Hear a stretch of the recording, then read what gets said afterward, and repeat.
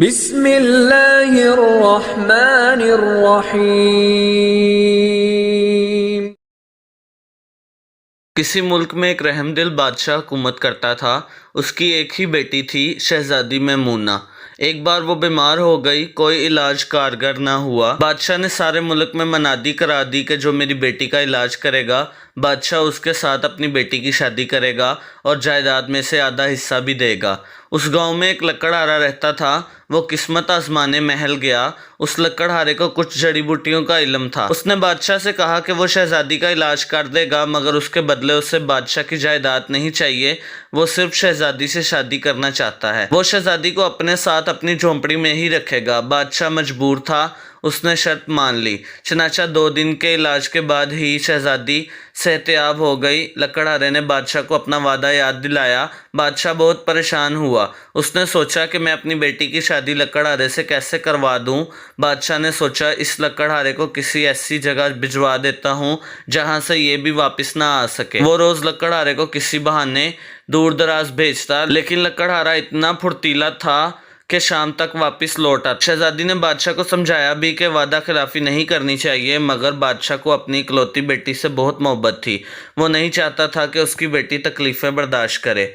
बादशाह बहुत परेशान था। फिर उसे एक तरकीब सूझी। उसने लकड़हारे से कहा, जाओ और समुंदर की तह में जो हीरे होते हैं वो लेकर आओ। लकड़हारा गया तो बादशाह ने शहजादी का फर्जी जनाजा तैयार करवाया, ताकि लकड़हारे को ये कहकर टाल दे कि शहजादी मर गई है और लकड़हारा मायूस होकर यह मुल्क ही छोड़ दे। लकड़हारा पानी में तैरना भी जानता था। उसने चंद ही दिनों में समुंदर की तह से हीरे निकाल लिए और महल की तरफ चल पड़ा। रास्ते में शहजादी का झूठ मूठ का जनाजा ले जाया जा रहा था। लकड़हारे ने लोगों से पूछा कि कौन फौत हुआ है।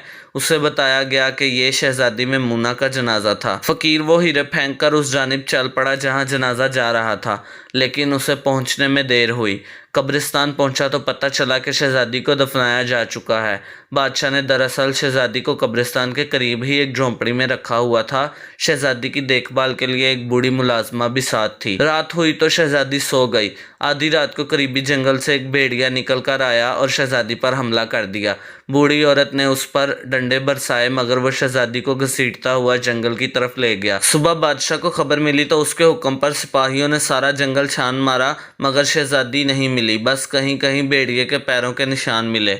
सब ने यही कहा कि जंगली जानवर शहजादी को खा चुके होंगे। बादशाह बहुत पछताया कि उसने अपनी बेटी को गुर्बत की जिंदगी से बचाने की कोशिश में मौत के मुंह में धकेल दिया। दरअसल शहजादी मरी नहीं थी। जब भेड़िया उसे खींचता हुआ ले जा रहा था तो रास्ते में लकड़हारे ने देख लिया। उसने शहजादी को भेड़िए से बचाया। भेड़िया जंगल की तरफ भाग गया।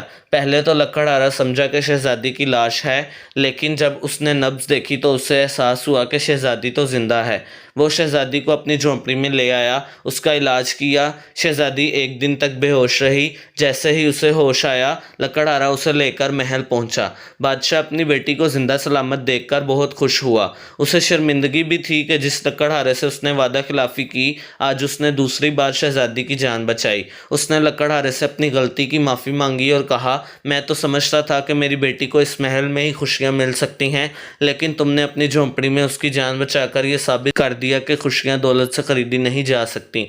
बादशाह ने शहजादी की शादी लकड़हारे से कर दी और शहजादी की ख्वाहिश पर अपनी जायदाद का आधा हिस्सा गरीबों में बांट दिया।